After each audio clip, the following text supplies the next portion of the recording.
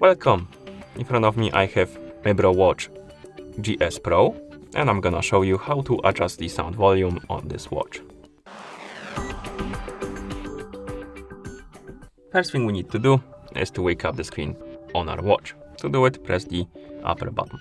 Then press the upper button again to open the menu. Now scroll through the menu and find the settings icon, and once you find it, tap on it.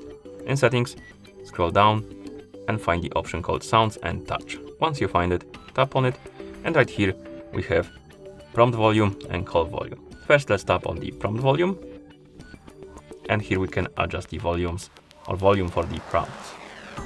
And once you're done, you can swipe right on the screen to go back, then tap on call volume, and here we can adjust the volumes for the calls. And once you're done, you can go back and then press the upper button right here to go back to watch face.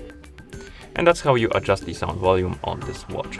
Thank you for watching. If you found this video helpful, please consider subscribing to our channel and leaving the like on the video.